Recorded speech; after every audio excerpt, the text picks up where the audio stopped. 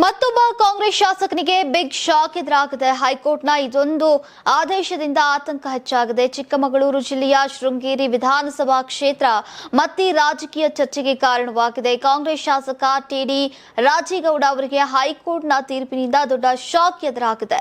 ಕಳೆದ ಚುನಾವಣೆಯಲ್ಲಿ ಶೃಂಗೇರಿ ಕ್ಷೇತ್ರದಲ್ಲಿ ಅಂಚೆ ಮತಗಳ ಬಗ್ಗೆ ಉಂಟಾದಂತಹ ವಿವಾದ ಇದೀಗ ಮರು ಎಣಿಕೆಯ ಹಂತಕ್ಕೆ ಬಂದಿದೆ.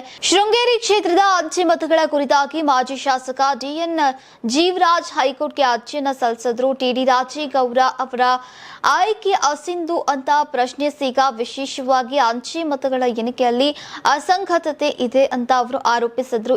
ನೀವು ಸಣ್ಣ ಆಗ್ಬೇಕಲ್ವಾ, ಅದು ಒಂದು ಉತ್ತಮ ಆಹಾರದಿಂದ ಸಣ್ಣ ಆಗ್ಬೇಕಲ್ವಾ. ಪ್ರತಿದಿನ ನಮ್ಮ ಜೀನಿ ಸ್ಲಿಮ್ ನ ಯೂಸ್ ಮಾಡಿ ಯಾವುದೇ ಸೈಡ್ ಎಫೆಕ್ಟ್ ಇಲ್ದಂಗೆ ನೀವು ಸಣ್ಣ ಆಗ್ತೀರಾ. ಈ ಅರ್ಜಿಯನ್ನ ಪರಿಶೀಲಿಸಿದಂತಹ ಹೈಕೋರ್ಟ್ ಅಂಚೆ ಮತಗಳ ಮರು ಎಣಿಕೆ ನಡೆಸುವಂತೆ ಆದೇಶವನ್ನ ನೀಡಿದೆ.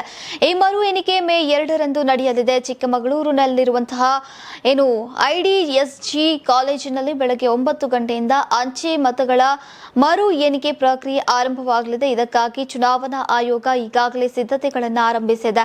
ಹೈಕೋರ್ಟ್ ಆದೇಶದ ಮೇರೆಗೆ ಈಗ ಮರು ಎಣಿಕೆ ನಡೀತಾ ಇರೋದ್ರಿಂದ ಈ ಪ್ರಕ್ರಿಯೆ ರಾಜ್ಯದಷ್ಟೇ ಅಲ್ಲ, ರಾಜ್ಯದ ಹೊರಗೂ ಕೂಡ ಗಮನ ಸೆಳೆದಿದೆ. ಹೀಗಾಗಿ ಶಾಸಕ ಟಿಡಿ ರಾಜೇಗೌಡಗೆ ಆತಂಕ ಹೆಚ್ಚಾಗಿದೆ. ರಾಜೇಗೌಡ ಅವರು ಕೇವಲ 201 ಮತಗಳ ಅಂತರದಿಂದ ಗೆಲುವನ್ನ ಸಾಧಿಸಿದ್ರು. ಇಷ್ಟು ಕಡಿಮೆ ಅಂತರದಿಂದ ಗೆದ್ದಿರೋದ್ರಿಂದ ಅಂಚೆ ಮತಗಳ ಮರು ಎಣಿಕೆಯಿಂದ ಫಲಿತಾಂಶ ಬದಲಾಗುವಂತಹ ಸಾಧ್ಯತೆ ಬಗ್ಗೆ ಎರಡು ಪಕ್ಷಗಳಲ್ಲೂ ಕೂಡ ಆತಂಕ ಕಂಡು ಬರ್ತಾ ಇದೆ.